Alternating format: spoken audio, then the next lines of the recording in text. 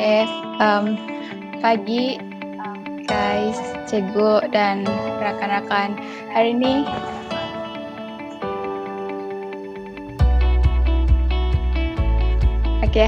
saya tentang sistem respiratori. Oke, definisi untuk sistem respiratori ini merupakan sistem yang penting bagi kehidupan seperti manusia dan hewan untuk terus menerima oksigen dan mengeluarkan karbon dioksida dari tubuh.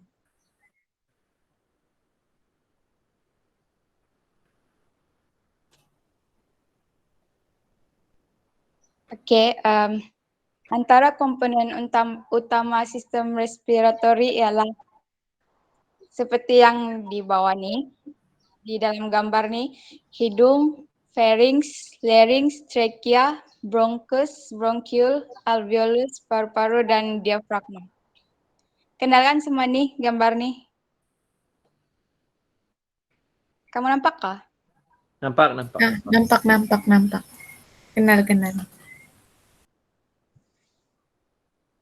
Oke. Fungsi komponen utama sistem respiratori.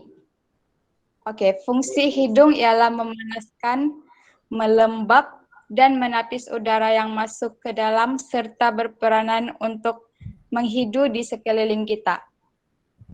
Oke, itu senang kan? Paham kan? Oke, untuk pharynx berfungsi sebagai laluan udara ke larynx seperti peti suara dan saluran penghadaman. Itu fungsi pharynx. Pharynx sama larynx lain, larynx pula berfungsi apabila tersedak, itu merupakan satu refleks perlindungan bagi mengelakkan benda asing masuk ke dalam paru-paru kita. Oke, fungsi trachea pula ialah menyalur dan membersihkan udara yang masuk ke dalam bronchus dan bronchiole. Sel-sel epitelium yang mempunyai peranan untuk memerangkap habuk. Ini fungsi trachea lah, dia sebagai sel epitelium, and then dia berperanan untuk memerangkap habuk. Itulah. Bronchus pula berfungsi untuk menyalurkan udara yang masuk ke bronchiole, dan bronchiole berfungsi sebagai cabang bronchus yang menyebarkan udara ke alveolus. Semua ini boleh dapat? Nampak kan? Halo guys. Dengar kah? Dengar. Nampak dengar. Nah, terdengar nih kamu. Wih. Teruskan. Next. Boleh paham kan semua? Boleh. Ini fungsi dah. Oke, untuk fungsi alveolus. Alveolus merupakan kantung udara yang menempatkan kawasan pertukaran gas, oksigen, dan karbon dioksida.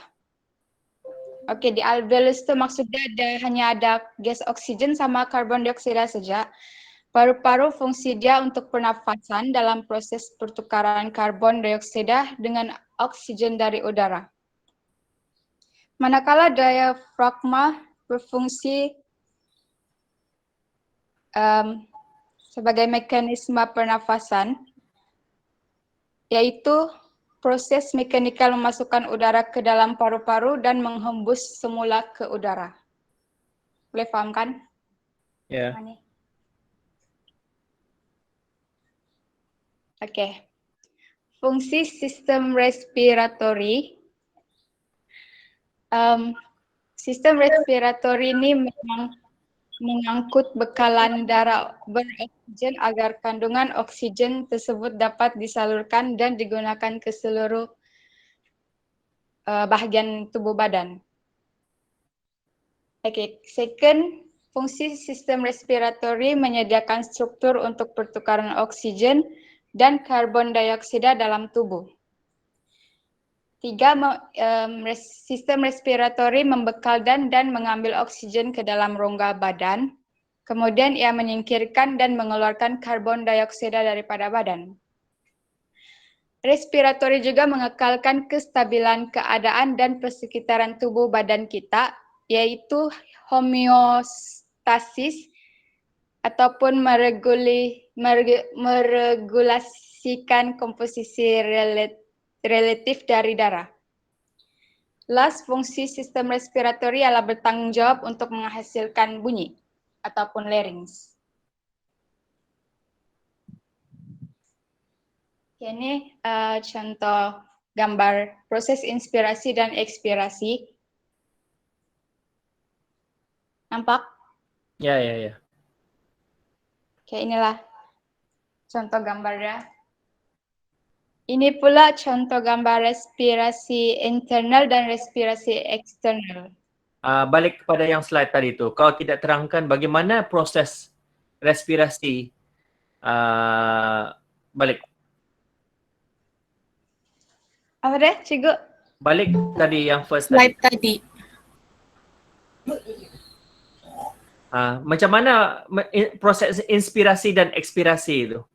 Kena terangkan part ini. Bukan main tengok gambar saja. Ini penting. Apa itu inspirasi? Apa itu ekspirasi? Inspirasi ini dia masuk, keluar. Kena terangkan. Kamu patutnya tahu benda ni. Apa itu inspirasi? Apa itu ekspirasi? Inspirasi adalah in. Apa in? Inhale. Masuk. Udara masuk. Mana ada udara? Menarik nafas. Oh, menarik nafas. Menarik nafas. Inspirasi. Inhale. Menarik nafas. Maksudnya udara itu dibawa masuk ke paru-paru. Jadi apa keadaan paru-paru, rangka rusuk paru-paru pada masa itu? Mengembang. Tulang rusuk udara masuk, tulang rusuk berkontraksi sehingga rongga dan dada itu mengembang. Diafragma bergerak turun.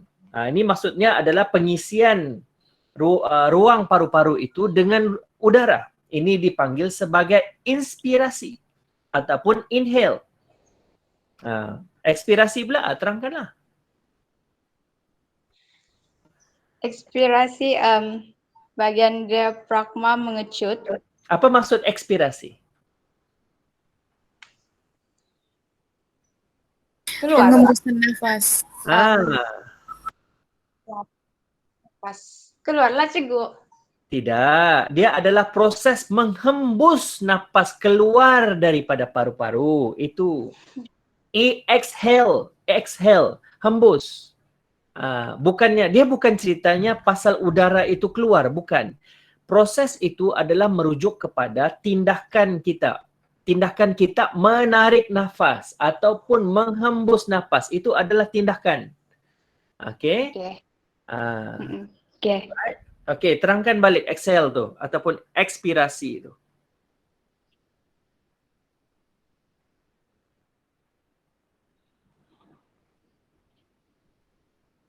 Sebab kita punya topik pembentangan adalah sampai part ini, proses inspirasi dan ekspirasi. Okey. Faham, silakan. Inspirasi diafragma dia bergerak turun. Tu tengok berdasarkan gambar aja tu, ada tu dia bagi tunjuk.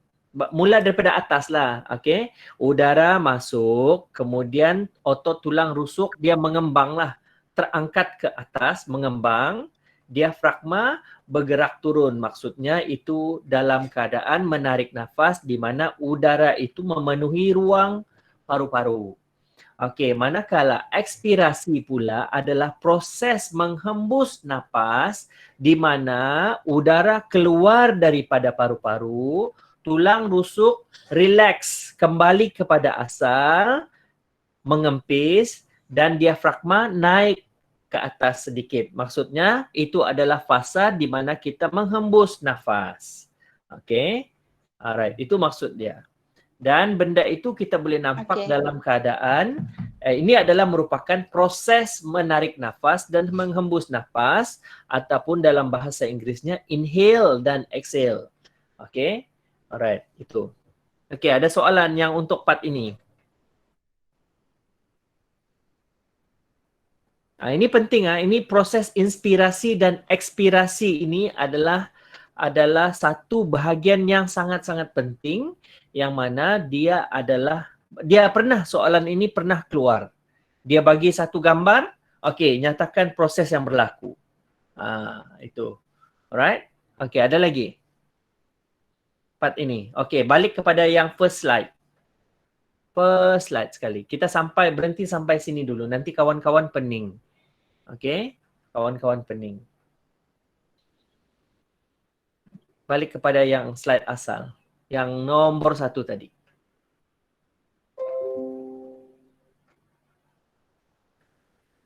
Boleh? Dapat? Lagi. Okey. Alright. Okey. So, maksudnya dari segi definisi ataupun kita punya penerangan untuk topik ini adalah sistem respiratory ataupun nama lainnya apa? Ada nama lain? Sistem respiratory ini? Dayang? Winnie? Apa nama lain bagi respiratory? Respirasi, enggak wah. Enggak tahu. Macam mana pula tak tahu? Boleh cari kah? Kejap kami cari Nah, payahlah. Okey, respiratory ini nama lainnya adalah sistem pernafasan. Pernafasan. Pernafasan. Pernafasan. Sistem pernafasan. Semua itu adalah itu adalah sistem pernafasan. Jadi nama saintifiknya adalah respiratory. So kamu kena faham bahawa pernafasan dan juga respiratory ini adalah dua benda yang sama. Okey, dan untuk manusia dan haiwan, dia punya proses sistem respiratory ini khas untuk proses mengambil menerima oksigen dan mengeluarkan karbon dioksida. Maksudnya di sini sebenarnya ada lagi gas-gas yang lain dibawa masuk. Okey, tapi semua itu ditapis. Okey. Macam karbon, ini adalah yang paling besar dikeluarkan daripada badan ataupun badan haiwan. Ada juga benda lain yang dikeluarkan daripada badan. Contohnya wap air. Wap air itu adalah terdiri daripada H2O. Okay, H2O itu adalah air, hidrogen dan oksigen. Jadi gabungan oksigen dan hidrogen ini dia akan yang kita panggil sebagai air, H2O. Okay, dalam botol-botol air apa semua kalau dia tulis H2O itu adalah air. Okay, next slide. Okay, next slide. Okay. So ini adalah yang kamu kena hafal betul-betul. Ini adalah soalan mudah untuk soalan struktur. Okey. Soalan akan keluarkan, contohnya soalan akan keluarkan tentang struktur sistem respiratory ini daripada atas sampai bawah, sampai sekecil-kecilnya. Okey, hidung, faring, larynx, okey, trachea, bronchus, bronchiole, alveolus, paru-paru, diafragma. Okey, dalam gambar ini kita nampak udara keluar dan masuk adalah daripada hidung dan dia dipanggil sebagai nasal juga, salur nasal. Jadi kalau nanti keluar dalam soalan cavity nasal, kamu jangan pula pelik. Itu adalah hidung, cavity hidung ataupun cavity nasal. Okey, itu adalah hidung. So udara itu akan masuk dan keluar daripada hidung. Okey. Pharynx, larynx, okay, trachea, bronchus, bronchiole, alveolus. Ini adalah part-part daripada atas sampai yang sekecil-kecilnya adalah alveolus. Dan dia punya main sistemnya adalah paru-paru. Yang mana paru-paru itu terbahagi kepada dua. Paru-paru sebelah kanan dan juga paru-paru sebelah kiri. Okay. Dan satu lagi adalah diafragma. Okay. Dan seperti yang kawan kamu telah jelaskan, dia setiap komponen utama itu ada dia punya fungsi-fungsi. Okay, next. Cuba tengok.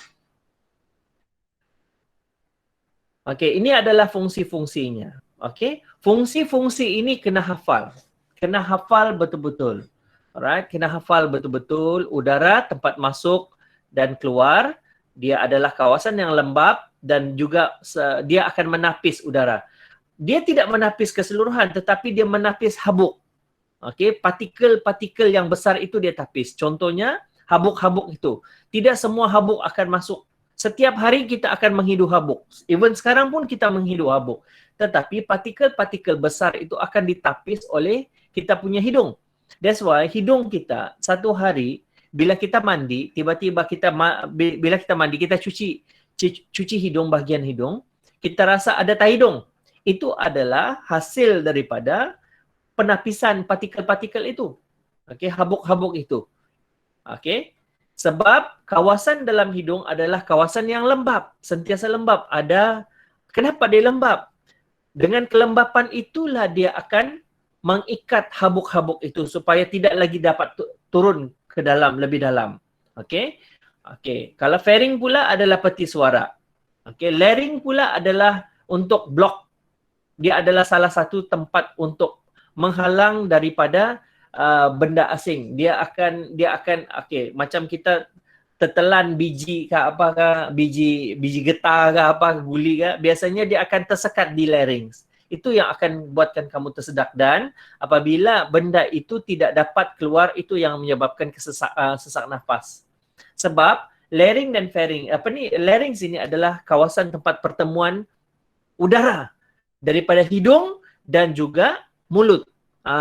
Kalau sudah larynx ini terblok, means kamu tidak boleh inhale, kamu tidak boleh exhale, means tidak ada udara di situ. Okey. Trachea dia tempat untuk bersihkan udara lagi sebelum masuk ke bronchus dan bronchiole. That's why apabila trachea kita ini, di sinilah kawasan yang banyak lendir-lendir. That's why kalau ada orang-orang yang dia punya, kalau ada batuk yang hijau-hijau tu, itu adalah daripada saluran trachea. Okey, saluran trachea bila kamu ludah, kawasan yang hijau-hijau itu adalah trachea, dan banyak partikel-partikel yang ada di sana, habuk-habuk di sana. That's why dia warna hijau, dan juga di situlah juga ada kawasan-kawasan benda-benda asing. Okey, bakteria banyak. That's why kamu punya kahak itu, kita panggil kahak, adalah banyak di bahagian trachea. Bronchus adalah kawasan tempat udara yang untuk masuk ke bronchiole. Bronchiole adalah cabang-cabang, dia punya anggur-anggur tu. Okey, cabang-cabang ke anggur. Anggur-anggur itu adalah alveolus. Okey, next. Okey. Yang biji-biji kecil itu adalah alveolus, dan di situ adalah tempat untuk pertukaran gas oksigen dan karbon dioksida. Okey. Paru-paru, diafragma adalah untuk mekanisme pernafasan, inhale dan juga exhale, menghembus dan juga menarik. Dia tarik ke bawah. Macam yang shrink lah, yang jarum tu, diafragma tu, getah di ujung jarum itu dia akan tarik udara ke belakang. That's why apabila jarum itu masuk ke dalam tube botol, contoh botol vaksin itu, dia akan tarik ke bawah. Itu adalah contoh diafragma lah. Okay, next. Okay, ini fungsi dia. Okay, ada 5. Angkut oksigen, bebaskan karbon dioksida. Okay, tempat pertukaran gas oksigen dan karbon dioksida. Okay, bekalkan kepada jantung, terima karbon dioksida daripada jantung. Okay, homeostasis, alright, dan juga ada bunyi untuk menghasilkan bunyi. Alright, itu fungsi dia. So itu adalah antara beberapa perkara yang kita sudah sentuh, dan juga part yang kita sudah sentuh adalah proses inspirasi dan ekspirasi. Okey, untuk memastikan kamu faham benda ini, part yang paling susah, yang susah untuk dibuat, yang dihafal adalah, saya mau tugasan hari ini, alright, saya mintalah hari inilah kamu buat. Kamu cuma perlu lakarkan, balik pada slide nombor 2, Malai.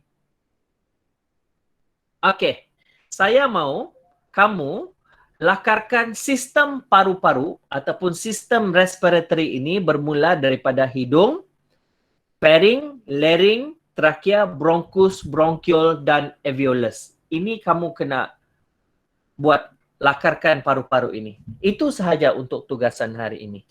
Okey? Dan hantar. Okey, dan hantar. Lukis dan hantar. Okey? Hantar bila-bila masa sahaja.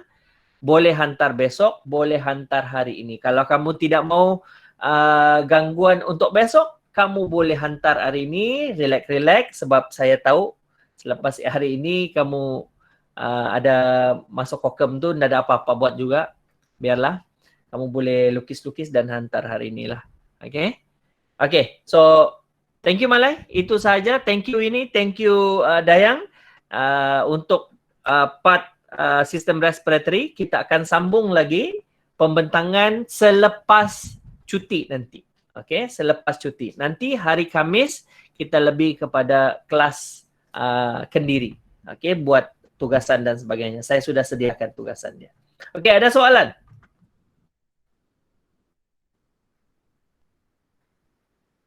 Ada soalan?